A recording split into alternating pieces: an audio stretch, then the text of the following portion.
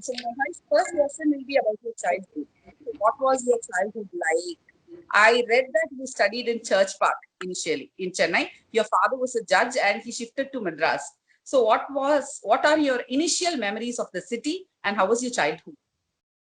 You want to know about the city, Chennai? Yes, Chennai, your childhood memories of the city. The childhood memories of Chennai. Yes. Not where I was born. Of course, where you were born also. You can. Mangalore. Not that, yes, Mangalore. I was born in Mangalore. Yes. And my father was a judge. And I had 6 elder sisters and 1 elder brother when I was born. Then after that, I had 2 younger sisters and brother. So I was almost youngest there, first when we went. And we went to school in Mangalore. All the elder sisters and all were going regularly to school. When I got to the school age, I was a very playful child, did never like to go to school. And every time I used to find some excuse.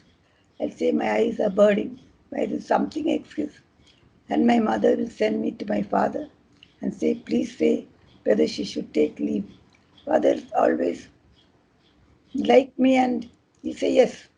So I'll spend the day at home running around everything with no pain, nothing. So like I was like that. I was at St. Agnes's Convent, Mangalore. Yeah. And then I was managed to go to school with my sisters, finished. And my father was transferred from Mangalore to Chengalpet. When we came to Chengalpet, they found that there was no English medium schools there. So I was asked, made to come to Chennai and stay with my sister who was married and go to a convent in Chennai, Presentation Convent, Pepri. I studied there for 5 years. And then when I passed my 5th year there, my father was transferred to Kadalur. So from there, I went to Kadalur. This was a convent here.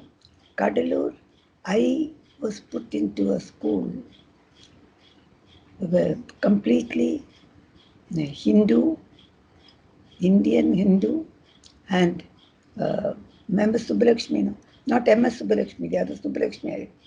There was a Subbalakshmi in the education department. She was started the school. So I went to that school and studied Yes. there. Sorry to interject. Eh? Sister Subbalakshmi, was she Sister Subbalakshmi? Sister Subbalakshmi. Yeah, was she Sister Subbalakshmi because she started?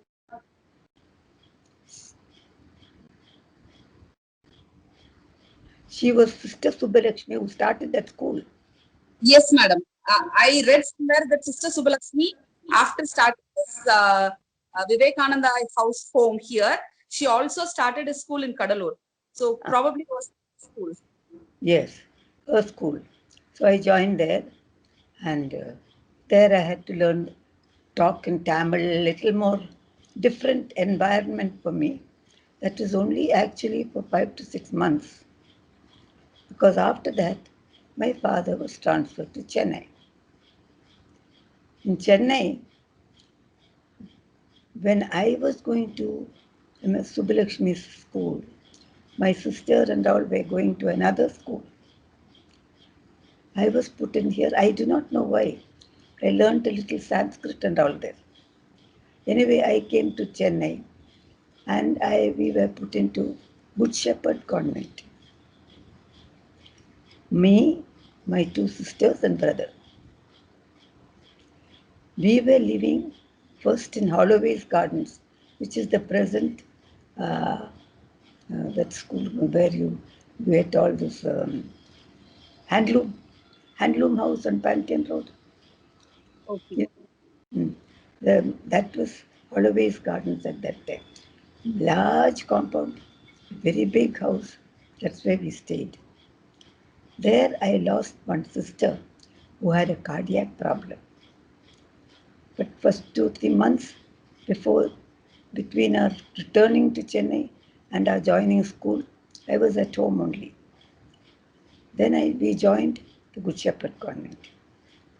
From that house, it is called Holloway's Gardens, we shifted to Sladen's Gardens, which is the present Maharishi School. We shifted to Sladen's Gardens. It's a large house, 2 floors, fully furnished, fully everything.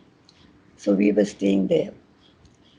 And the first floor was my home really, because it's occupied my parents and the dining room, everything was there.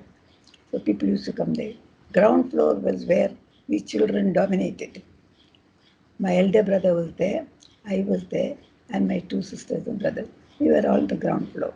We had rooms there, everything, all comfort. The upper floor, first floor, was, as I said, my home. And usually, during that time, somehow, my sisters who had got married uh, got pregnant and they had come for their deliveries. So my mother was concentrating on that, helping them out. Anyway, we finished our 5 years in school. And by that time, I had completed my junior Cambridge. Good Shepherd Convent. We made the convent, so to say. That means when we joined, that was the highest class. As we went up, the next class, like that. So I had only four or five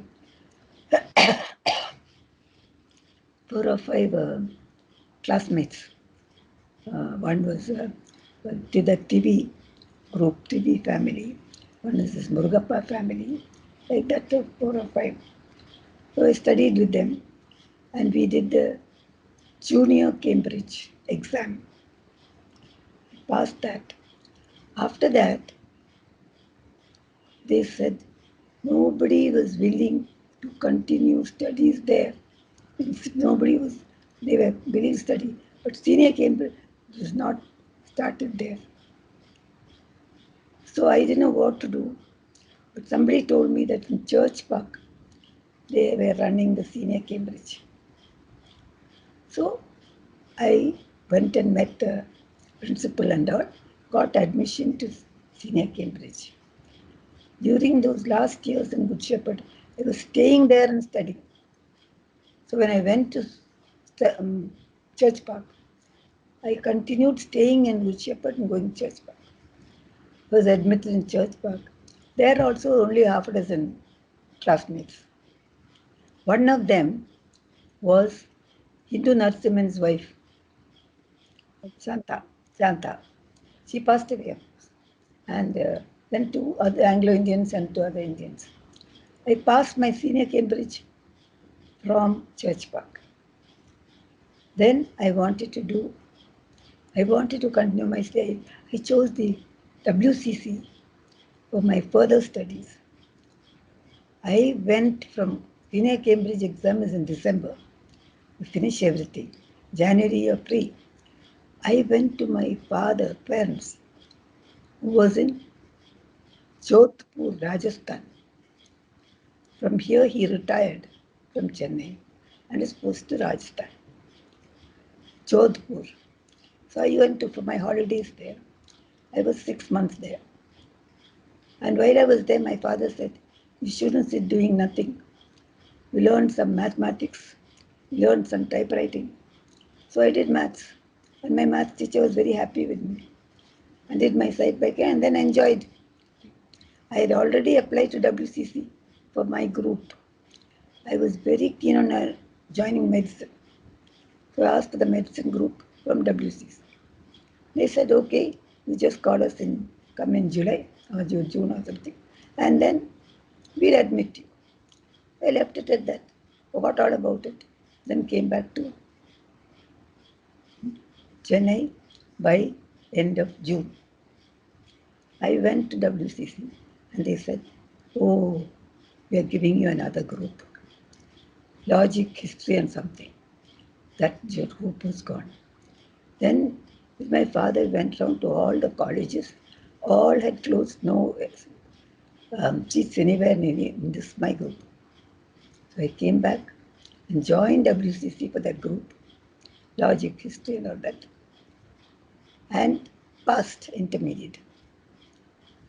After passing, I said, I have to go to medicine. I need physics, chemistry, and natural science. My parents wanted me to do other things. They were not interested in medicine. But I went to my principal and said, I want to do this group. Permit me to study in this group, both classes I'll go.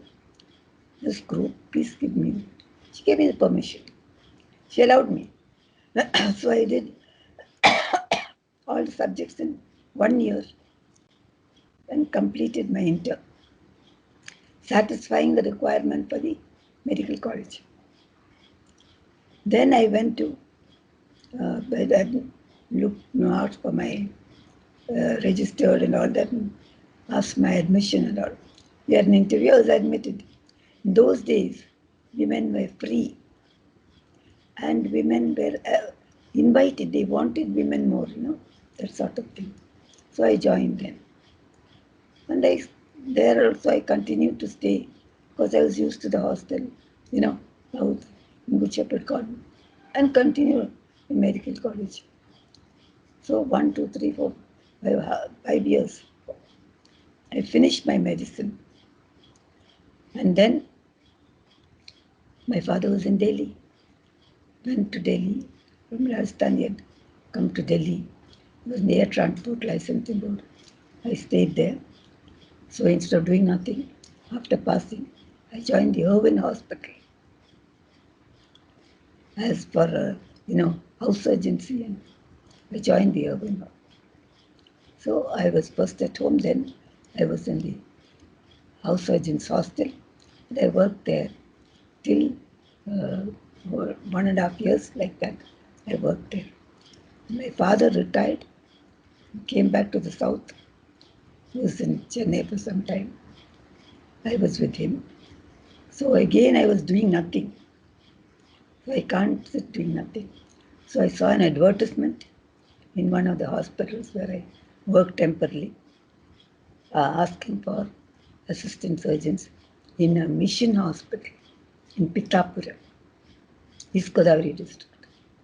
So when I came back, applied, I immediately got. So I joined there. Everything in Telugu. I didn't know one word of Telugu. As soon as I arrived, a bullock cart was sent to receive me at the station. Not horse cart, bullock. Then I bullock cart.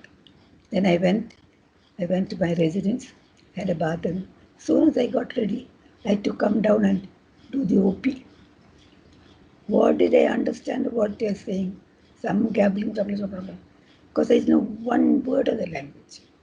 So by signs and these things slowly, I was posted to the OP and I did the OP.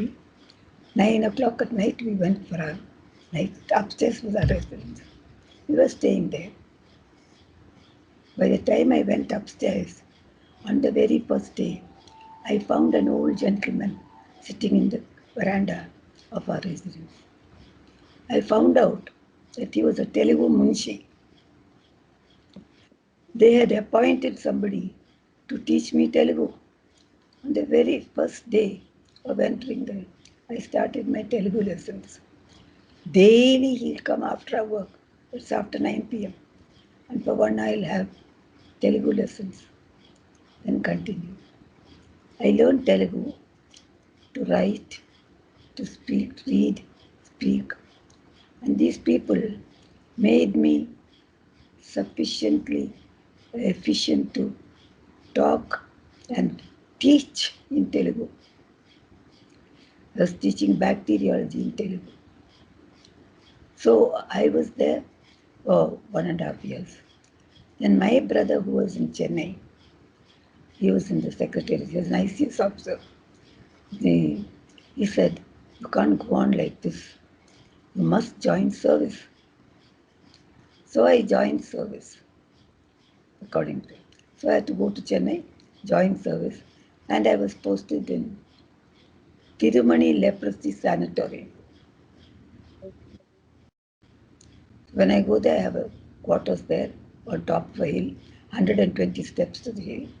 I stayed there and worked for maybe about 6 months or so. Maybe worked for about 6 months. Worked there. Huge colony, different type of accommodation. Patients will stay in their own cottages. And then they will go and collect their rations. They will go to the hospital section for their review. That means it was not like a ward or anything like that. It was like individual, two-bedroom apartments like that.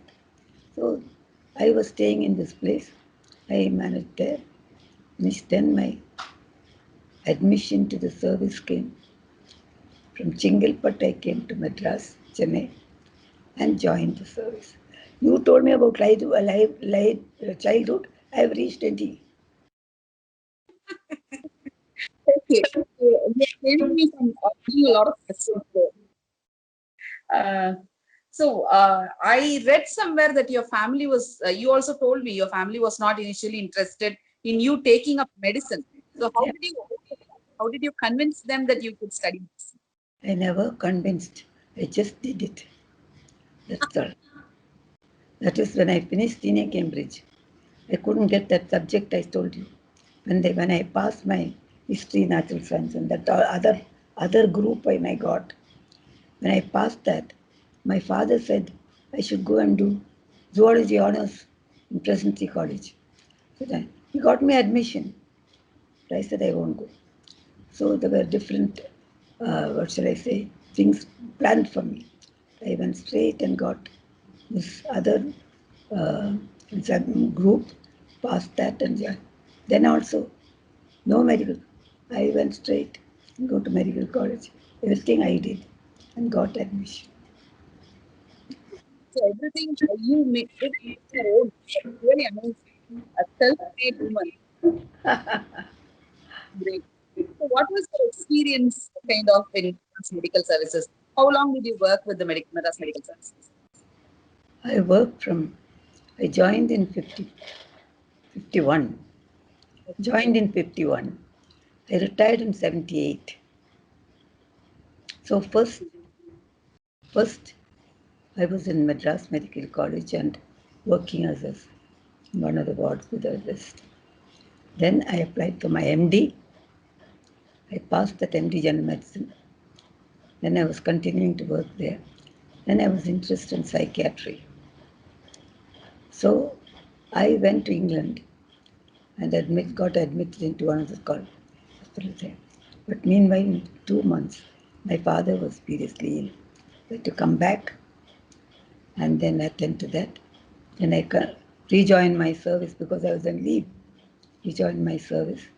During that time, I found the government of Chennai, Madras, they had started a deputation training in Bangalore, which had just started the psychiatric diploma in psychological medicine at the All India Institute of Mental Health, Bangalore.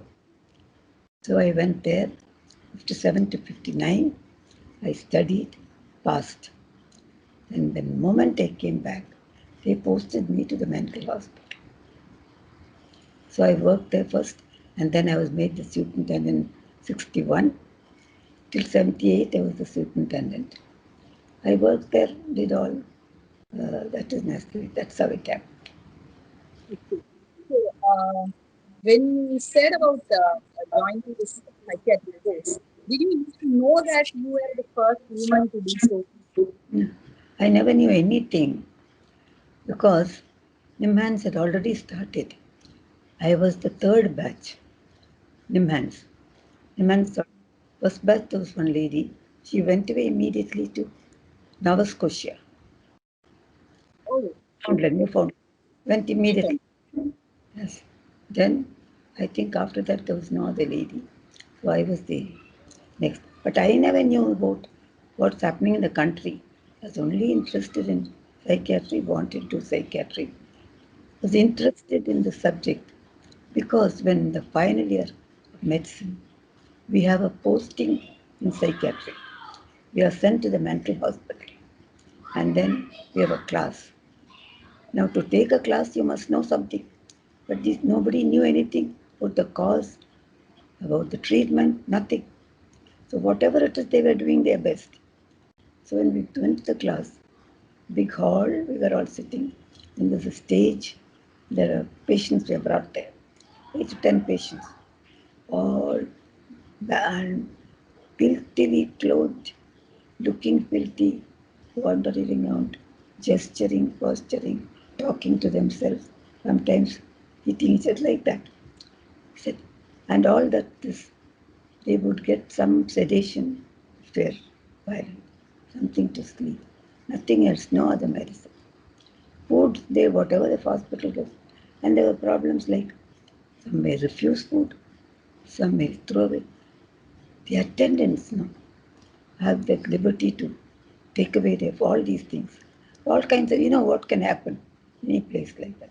So, so I said, I must, I want to do, not that I am going to discover anything, whether I'll make any difference. So, but at that time I had not even passed my medicine, medical college. So then I said I must finish all that, finish medical college.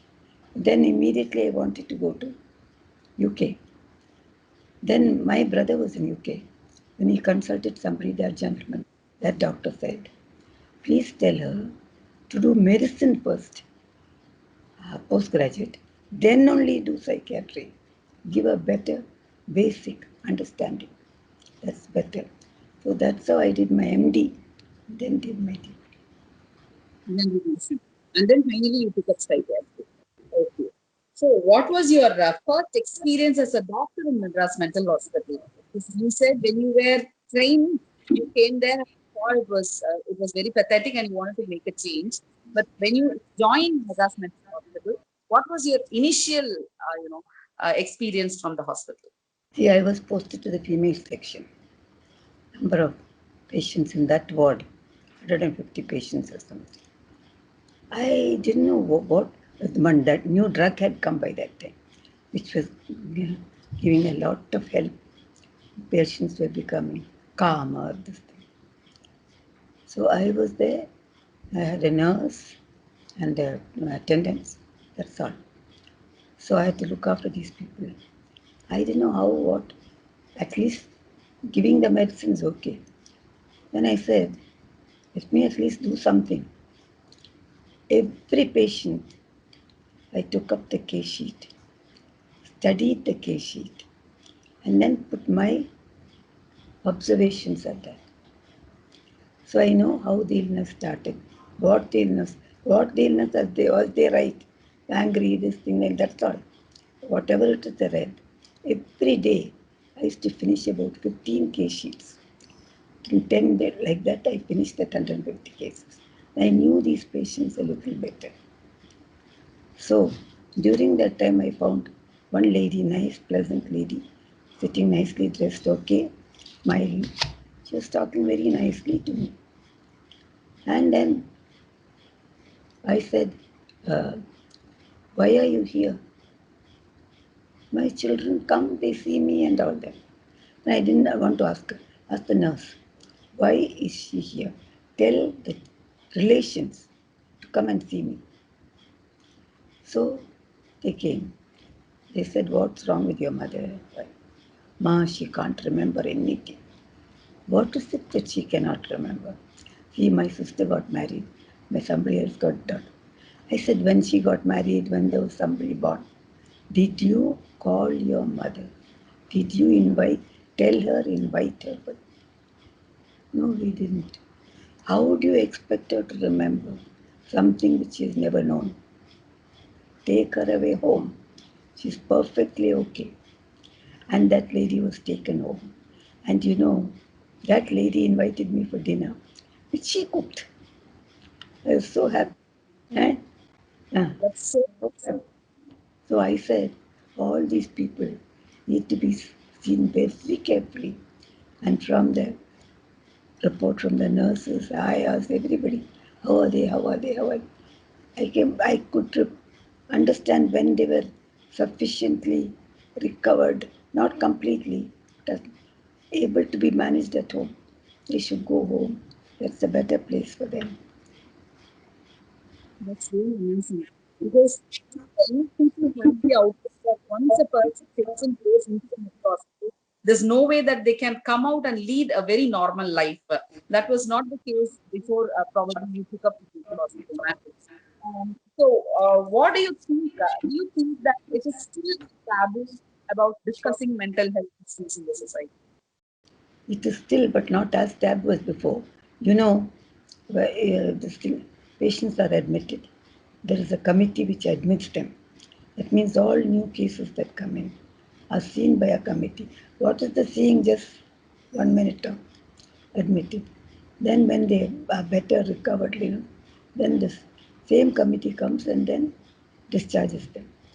Discharges them means we have to write to the relatives, come and take them. If nobody comes, they are retained in the hospital. So when I was in the committee at that time, I found a number of young, 20s like that, women, who nobody would take them. Some families had written off these people like that. So I said, how can they stay for their life here? Nobody is going to. Not right. I must give them a separate kind of life. And so we contacted the YWCA. I had some friend there and all that. I said, please take 10 improved patients from here. Keep them not very luxuriantly. Give them food and accommodation. I will send my social workers with the medicines every week. They can see them, give the medicines. If they relapse, bring them back here. I did that, and now that 2-bedroom house has become a 2-floor building with my patients there. They are there, they recover, some stay on there, go for work and come and all that. Understand? That's, That where is, is the building? huh? Where No, is but the house? that building is in YWC. IWC. Okay, that's amazing. So they do that, they are doing that. So I said that gave me an idea that these people should not always be right. Then as they were improving, I used to introduce recreation, socialization, all that sort of thing. As to make them do the simple jobs in the ward.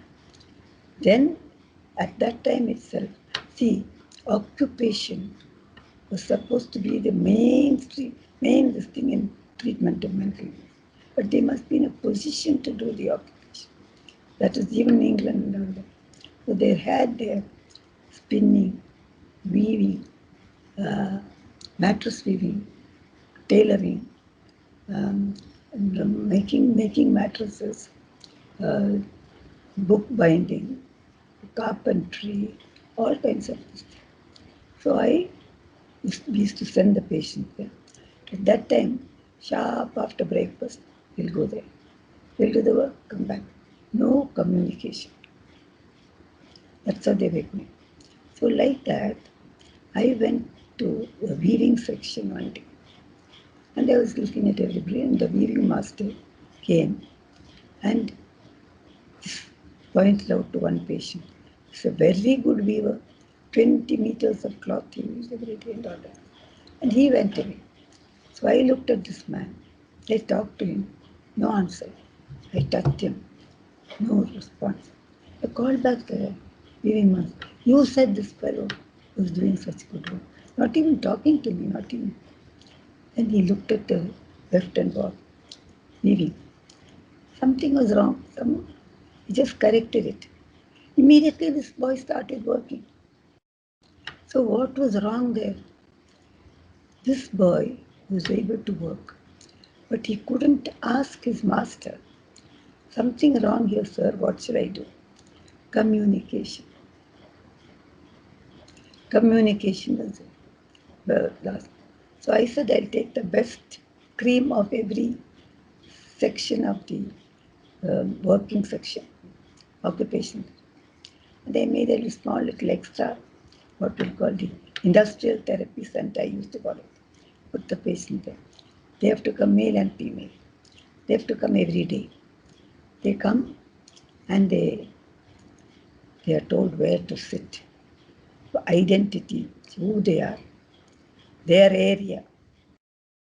They must know. They must talk to introduce themselves to the other, talk to each other. I'm Ramsami Krishna, whatever. And each, then in between there's a break, coffee break.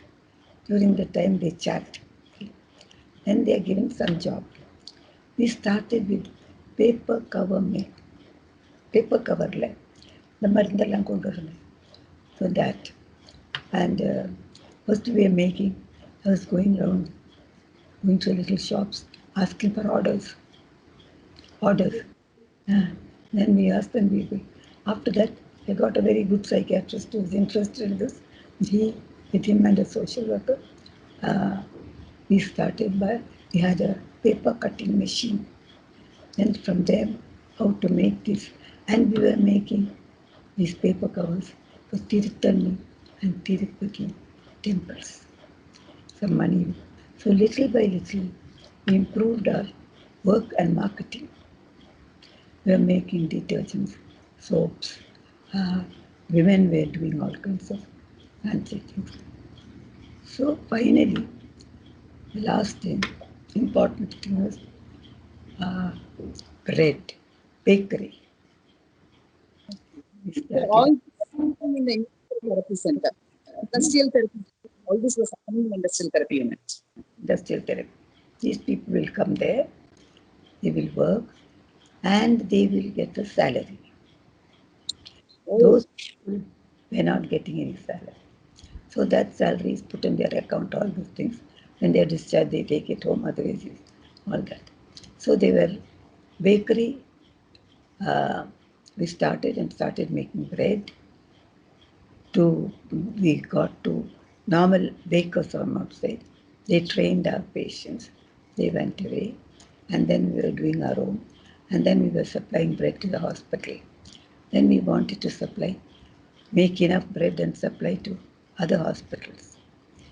So we made the bread, and when we supplied, we sent our tenders now to the DME and all that. So I went there, and because all the contractors will come there with their quotations. So when I went there, I went and saw the DM. See, madam, our quotation will be higher than theirs. But please remember that they are made by a disabled mentally ill patient. Remember that and please give us. So I got that as well as for two other hospitals. So from then on, they're making bread supplying. Then nowadays, you know that Mahadevan yeah. breads, hot breads Mahadevan. Yes, yes. So he invited him towards, and then he improved so many things for us. I'm saying so, the industrial therapy center, not only a work, but earning for the patient, earning for the hospital also, whatever it is. So that is, Great. That's really great. So, what about women and mental health? Do you think which mental health issue is bothering down women a lot these days? yeah, because women, the usual life of Indian woman, she passes whatever it is, get married. Nobody will marry. Even if they have known, if they don't know also, when they get married and some attack occurs, they'll say you cheated us. So marriage is difficult. Then their behavior, so many problems with women. Men can get on, wander around this, that, and all. They will misuse these women, will wander around. They won't be able to depend on the time they develop the illness. It's early, then they won't be able to study. If they are working already, they won't be able to adjust very, very. And so they lose their jobs. So jobless, If they get married, also husbands will treat them very badly. All kinds of problems women will have. Always, women are doubly disadvantaged with their illness as well as their sex, whatever it is. See, even a normal woman, she has to look after the household. See, all that she has to do. So that makes it doubly problematic for her. First, the stigma. You see, even otherwise in a family, there's one person who's mentally ill. Very often the neighbors will grumble. I have known families, 10 places they have shifted because of this. Like that, the problems, even now, women face so many problems now, whatever. Not only due to mental illness, social illness. Social illness. So, And we have found so, that yeah. socialization is a very important part of growth. That is why in schools and all, they engage you in games. When you're playing games, you have to talk, you have to accept a victory with grace and a loss with equal grace. No, all that is necessary. You talk to your opponents. So socializing, indoor games also are necessary. Clubs, all those help in socialization. People who develop mental illness are very social, antisocial. They want to keep to themselves. They won't mix with others. It starts early in the family. When you find a person, boy, say, where is he come for dinner? He's studying, his mother will say. He's not studying. He's alone in a room. Doesn't want to come and mix with the family. Usually, any family, the only time they meet is at dinner. Dinner. Because daytime they're all Yes. dinner they all sit together. So I always insist that you have to eat together. Then only the social. Mm. So the step. Sometimes they are very clever. They are able to do everything. They pass their high school, whatever. Get a this thing abroad. Getting consultation from a doctor or a surgeon. So no, one of my patients. Then Okay. so what was I saying?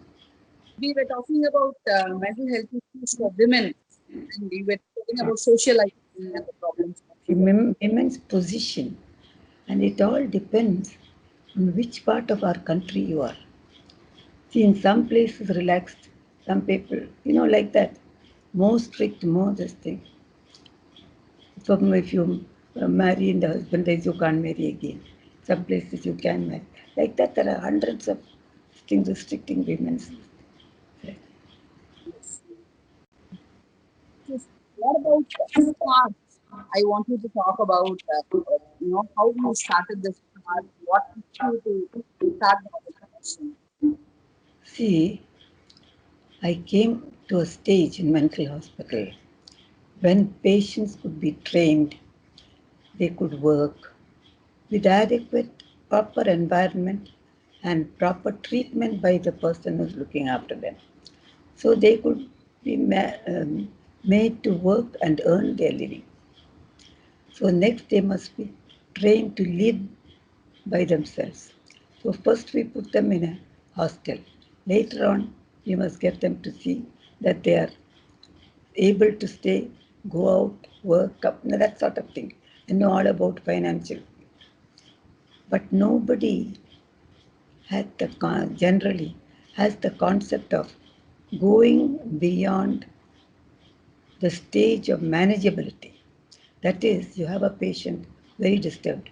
You treat everything, he's manageable. He's eating, he's sleeping, not giving trouble. That's all. If, any household can look after such a patient. Up to that they take, then they don't bother beyond that.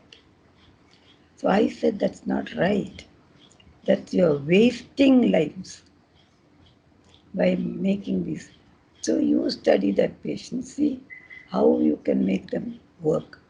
And if a person can't do, say, 10 jobs that a normal person does, he may be able to do 8 jobs. He may be able to do one job, but can't encourage that. get it done. That was the idea with which I started. We started only three of us, no money, nothing in. So just like that, we started charging membership of the association for 1,000 rupees. Like that, as usual. So started a small in my one of my rooms, the house. We were having our office, so to say, like that. And then somebody gave us a two-bedroom apartment. From there, we started an outpatient service. And from there, we went on collecting funds, making friends with all the people that are. And so we started. Then we had to find land. We from two-bedroom to four two-bedroom apartment in one building. And so we found that, and we managed to get that at a reasonable rate. Then we were having outpatients. We were having work center. Some work was being done.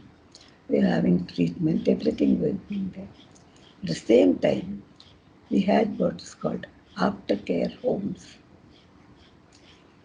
See, when I was practicing, I had what do you call that?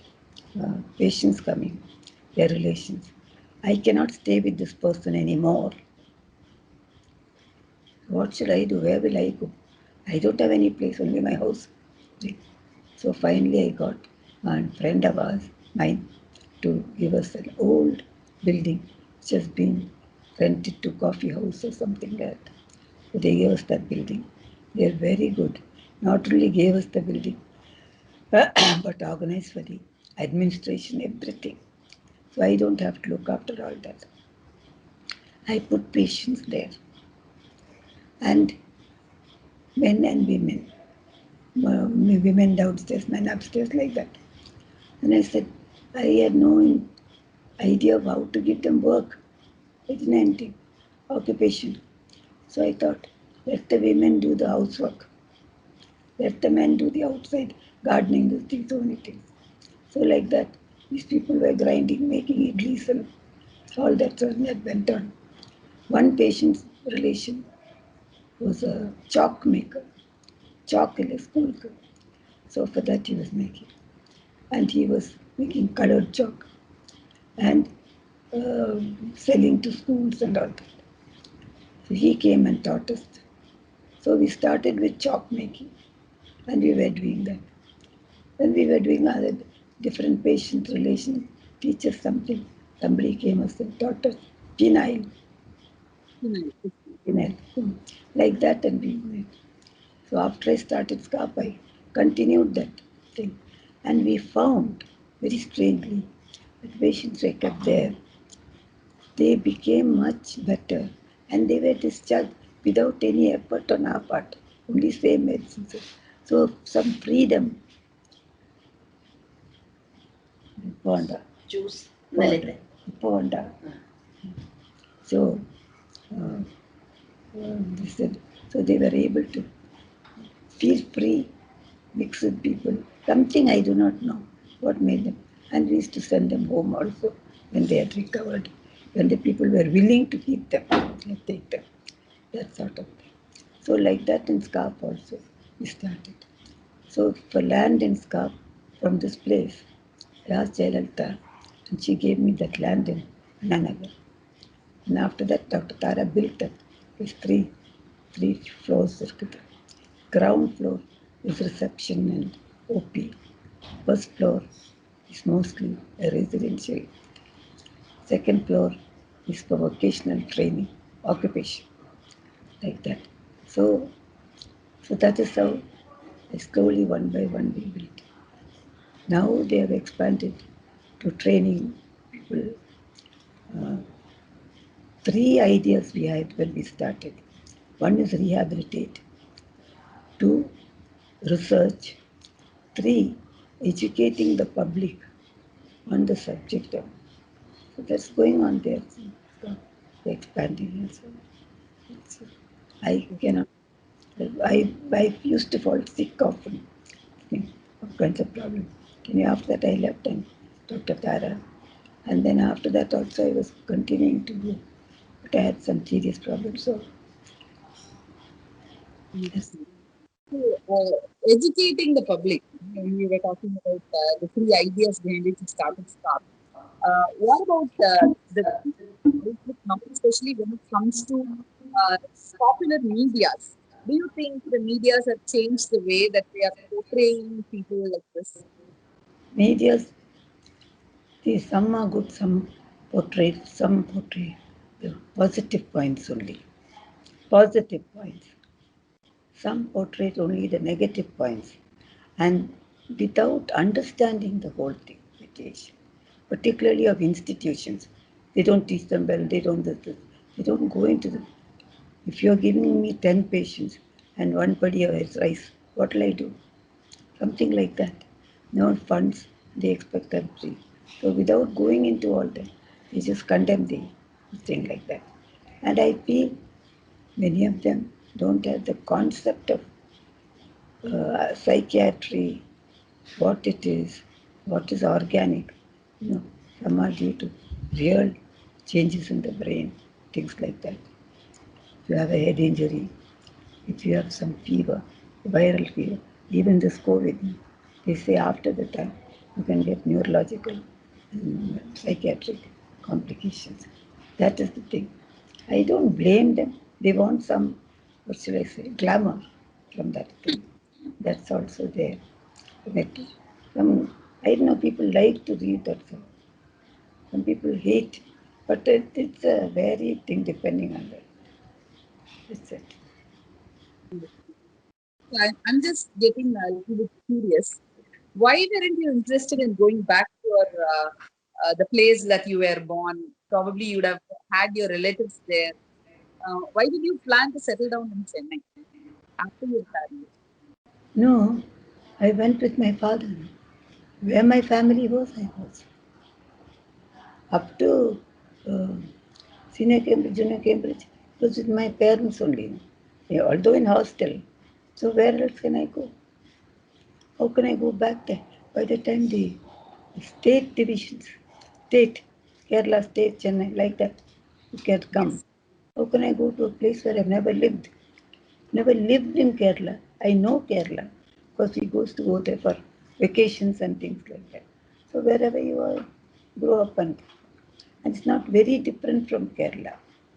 Fairly uh, environmentally, culturally, fairly close. So there's not. And I'm used to Chennai, Tamil Nadu, Kerala, and Telugu, Andhra. Because I was there, I worked there, so I know I used to go on. So that's the thing. So you feel more at home in Chennai than Kerala, probably. Yes, yes, yes. More, yes. Okay.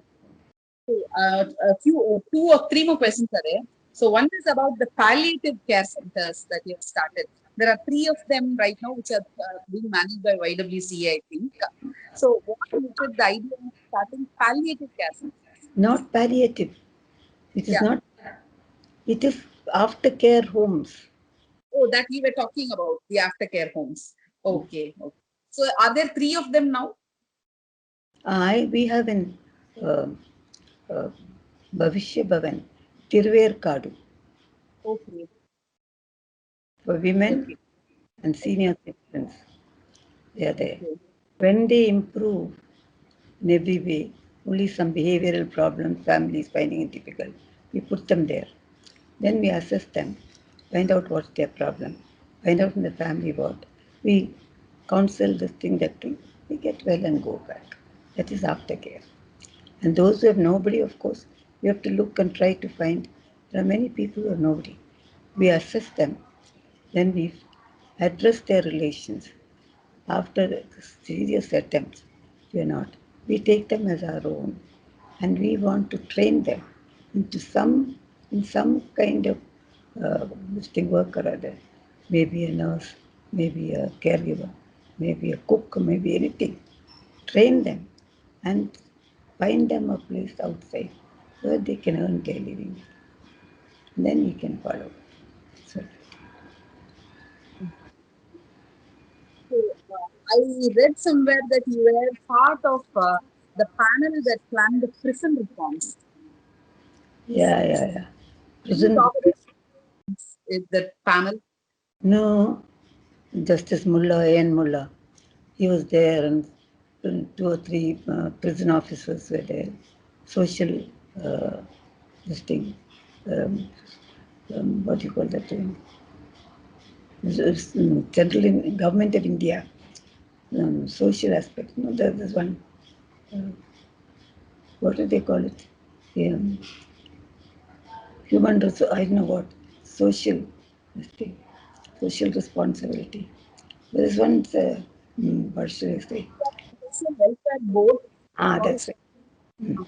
Social welfare. That so there are members from these places. What we did was went to so many prisons, visited things, and whatever we found at the fault, when we recorded them and suggested them for 2 years, went to Chennai, Andamans, then Chennai, of course, we've been here, then what do you call that, Bombay, that place, um, Andhra Pradesh, Bombay, then North India, Ludhiana, uh, all those, so many, Calcutta. Calcutta was the worst, that's why I remember. All those, we visited them. We see what food they get, how they are treated, and we suggested reforms, which we submitted to the government. so, looking back at your life, I think this is the last question for you. Back at your life, what was the worst moments that you feel? Best that you Best, I suppose, I don't know. I'm very happy when I got the Padma Bhushan and all that. And that means somebody is acknowledging that you have done some work. I don't consider it as a thing or anything. The worst is, can't say worst, some of the problems I've had in my workplace and all that. That or the individual, so many people going on strike, you have to manage there. That type of thing you have in any institution. See, all the cooks go on strike. Where will I give food? Understand? That type of thing. Then, when the hospital staff, see, mostly hospital I worked. So, hospital staff go on strike. Not only cooks, nurses, this, that, and all. They do something like that. Those are the worst moments. Anything that is hindering your normal work, isn't it? can see that as Saradha Menon. Okay. And another questions. I think I have asked almost all the questions. I think we are done. Anything you want to, tell a normal person who's reading that this story? I only say, I say, you have, you will take degrees, you will have lectures, you will have all kinds of teaching this thing, programs. But please remember, the most important person is the patient. Patient means they cannot, books and teachers can't explain a patient's behavior.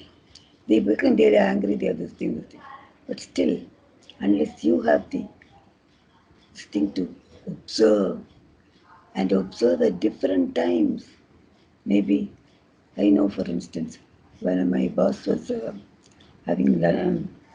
some urgent work, I went to ask him for something, some project. No, I have no time. Another time, I went to meet the same thing.